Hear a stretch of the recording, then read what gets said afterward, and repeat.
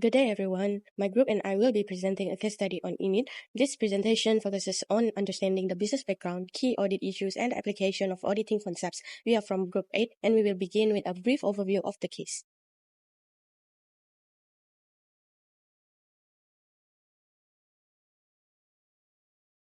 Init is a company that designs and manufactures bespoke light fittings for hotels and restaurants.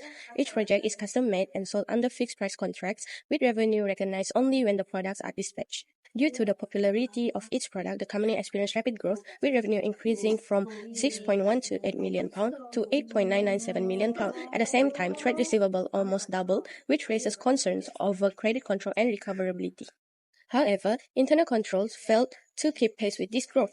There were issues such as production starting before customer approval and supplier statement not being reconciled. Additionally, Init began using new overseas suppliers, creating complication due to foreign currency invoicing and quality problem. Finally, the acquisition of 100% of Nevermore increased the complexity of the group audit.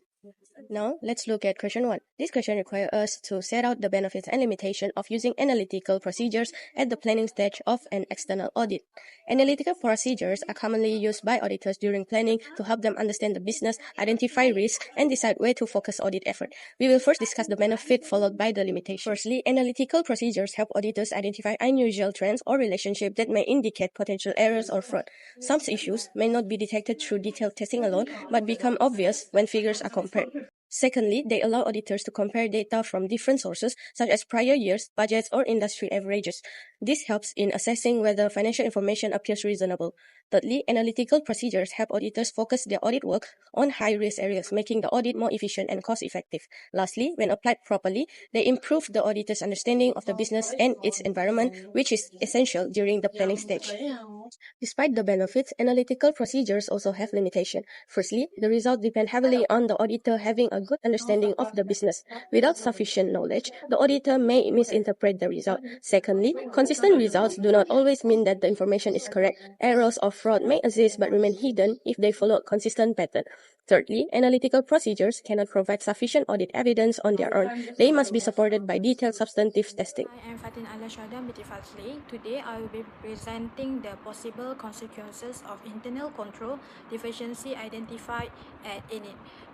Specifically, I will cover two main areas: supplier statement not written or reconciled with the payable ledger, and antivirus software not being regularly updated. Firstly, I will discuss the consequences of supplier statement not being written or reconciled with the payable ledger. Firstly, inadequate trade payables record. Without proper retention and reconciliation of supplier statement, Init may fail to identify invoices that are not recorded in the payable ledger. As a result, trade payable and expenses in the financial statement may be incomplete or misstatement, reducing the reliability of financial information. Secondly, inaccuracies and anomalies not detected. Discrepancies such as duplicate payments, missing invoice, or incorrect invoice amount may not be detected promptly. This lack of reconciliation prevents timely correction of errors, leading to inaccurate accounting record. Thirdly, higher risk of fraud. The absence of reconciliation significantly increases the risk of fraud. Fraudulent or unauthorized payment may be made without detection, as there is no independent comparison between supplier statement and the payable ledger. Fourth, ineffective financial flow control. Errors in payable records can also result in overpayments or late payments. This may damage supplier relationship and could lead to penalties, loss of credit terms, or reduce supplier trust. Lastly, audit issue. Auditor may be unable to rely on any trade payable records. This increases audit risk, resulting in more extensive substantive testing and higher audit costs and potential audit qualification. Next, I will explain the consequences of antivirus software not being regularly updated. Firstly, exposure to malware and cyber attacks. Outdated antivirus software weakens system security. As a result, it becomes more vulnerable to malware, ransomware, and cyber attack, as new threat may not be detected promptly. Secondly, data losses of data corruption. cyber attacks may lead to loss or corruption of critical data, including customer design data and proprietary software. This can cause production delays and financial losses for the company. Third, disruption to business operation. System failures caused by malware can disrupt key processes such as design, procurement, and production. This makes it difficult for any to fulfill customer order on time, negatively affecting operational efficiency. Fourth, legal and reputational risk. The theft of confidential customer information or proprietary design may expose any to legal and regulatory consequences. In addition, such incident can damage the company reputation and reduce customer confidence. Lastly, impact on financial reporting. System integrity issue can result in erroneous accounting record. This increases the risk of material misstatement in the financial statement, affecting the accuracy and credibility of financial reporting. In conclusion, both deficiency pose significantly operational, financial, and audit risks to any. Addressing this issue through stronger internal control and regular system update is essential to ensure reliable financial reporting, safeguard assets, and maintain business continuity. That's all from me. Thank you. Hi, my name is Shaira Binti Akra Ali and I will continue for question 3, part C and D. So for part C is when metals are ordered and production begins before written approval of the design and price is obtained from the customer. So the consequences are, first is it will be unrecoverable costs, because if customer cancel or dispute the commission, the company may be unable to recover costs already incurred, which will reduce profitability. Secondly, materials ordered prematurely may result in obsolete inventory or work in progress, especially if the design changes or the order is cancelled. This could require inventory write-downs. Next, there is a risk of customer disputes and non-payment, as customers may refuse to pay if they disagree with the design or price that was not formally approved. Next is, this may lead also to an overstatement of revenue and trade receivables, as revenue may be recognized without enforceable customer approval. And lastly, proceeding without written approval increases legal and contractual risk, potentially damaging customer relationships and exposing the company to disputes. Part D. Protective clothing not provided to employees when handling metalworks. So first, this will increase the risk of employee injury, as metal handling involves sharp edges and heavy materials that can easily cause accidents. Second, the company may be in breach of health and safety legislation, which could result in regulatory penalties, fines, or enforcement action by the authorities. Next is, employee injuries may lead to higher legal and insurance costs, including compensation claims and increased insurance premiums. In addition, serious workplace accidents or regulatory intervention could cause operational disruption, which means delaying production processes and customers' orders. And lastly, unsafe working conditions may result in reputational damage and low employee morale, potentially leading to higher staff turnover and reduced productivity. That's all from me. Thank you. Next, moving on with question 2, where the question is to outline the matters your firm should consider in respect of whether it should use the word of A. Larissa Wim, and also B. Den Haag LLP. For part A, this relates to Larissa Wims, the internal auditor, and related to ISA 610. First is objectivity, where Larissa was an employee of INIT and was appointed by the finance director, so she is not fully independent. This limits how much reliance can be placed on her work.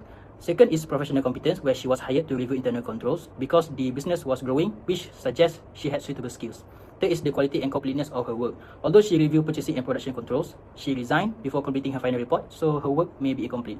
And lastly, her work involves judgment because it relates to internal control. Therefore, the external auditor should only place limited reliance and perform additional audit testing. For part B, this involves Den Haag LLP, the auditor of the subsidiary, and related to ISA 600.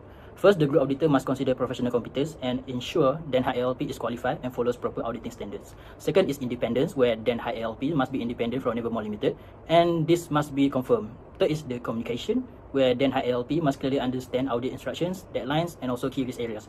Nevermore Limited is a wholly owned subsidiary and must be included in the group accounts, so its audit work is important. Although the group auditor can use Den Haag LLP's work, they must review it and remain responsible for the final group audit opinion.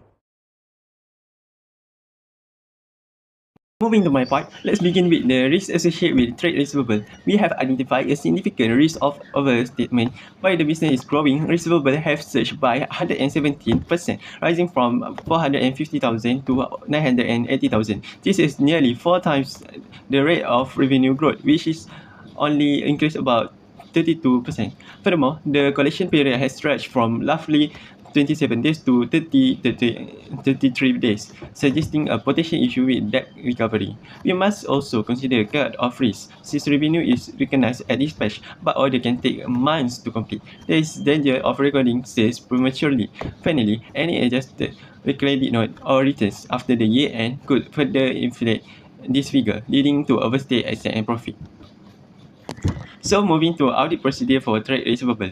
To address this risk, our audit will focus on substantive testing and analytical procedure. First, we will send receivable confirmation to major customer and review post-year and cash receipt to confirm that these debts are actually being paid. To tackle the cut-off risk, we will meticulously inspect documentation for sales recorded near the year end to ensure they fell in the correct period. We will also review credit notes issued after the year end to identify any necessary review reversal. Finally, we will inquire with the management regarding the sharp increase in the aging balance and perform analytical comparison to investigate why the growth in receivable is so disconnected from the growth in revenue. Alright, moving to the trade payables, our primary concern is underestimated. Interestingly, despite rapid business growth, the payment period has actually decreased from 40 days down to 32 days. This shift is unusual and may indicate that not all liabilities are being recorded. We face additional complexity with foreign currency purchase. If outstanding balance aren't revalued using the current year and exchange rate, payables will be inaccurate report. Most concern, however, is the lack of supplier reconciliation. Without this, there are high risks of missing invoice, duplicate entries, and unrecorded liabilities. If payables are buried, the company profit will appear higher than it actually is, then it misleading the stakeholder. So, our procedure for trade payables are designed to ensure completeness. We will perform cut-off testing by matching goods receivable, good receipt note to invoice recorded at year end. This ensures that any goods received before this closing date are properly recognized as liability. For internal transaction, we will independently recalculate year-end balancing using trusted closing exchange rate to verify translation accuracy. We also need to inspect supplier correspondence to identify any ongoing dispute, especially regarding defect materials that might require accruals. By reconciling these records and testing for unrecorded liabilities, we can mitigate the risk of profit overstatement and ensure the payables balance is a fair representation of the company obligation.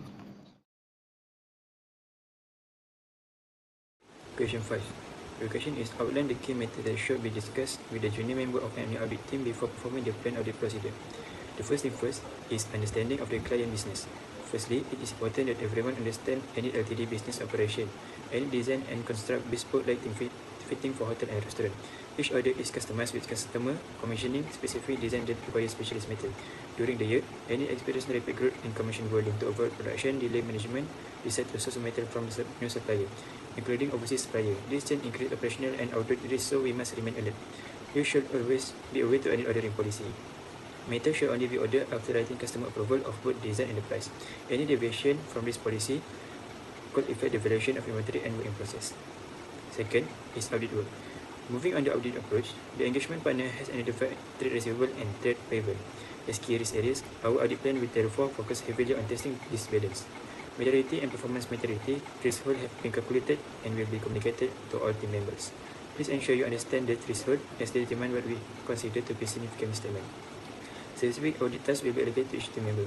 Junior staff should note that all work will be subject to review, first by seniors and then by manager, so proper documentation is essential. Areas of key audit risk. One major audit risk related to revenue recognition, particularly cut-off. Any recognized revenue upon dispatch. Not when the design is completed. This creates a risk that revenue may be recognized in the wrong accounting period, either intentionally or due to error. Another key risk is foreign exchange. Metal are purchased from global supplier with invoice in the local currency. We must ensure that this balance and translated correctly at the year-end exchange rate. There is also a risk relating to metal quality from the new supplier. If customer experience quality issue, they may refuse to pay, which increases the risk of trade receivable are overstated. Last but not least, Internal control deficiency. Finally, I want to highlight the several internal control weaknesses. Firstly, the antivirus software protecting Enid's proprietary design system is not regularly updated. This threatens the integrity of design data and may require us to perform additional substantive testing. Secondly, there have been instances where work commenced before the writing customer approval was obtained. This increases the risk that work in progress is overstated, particularly if customer later reject or cancel the order. Lastly, Enid has failed to provide protective clothing to factory workers. This is compliance issue and make a legal liability, requiring consideration of whether a provision should be recognized.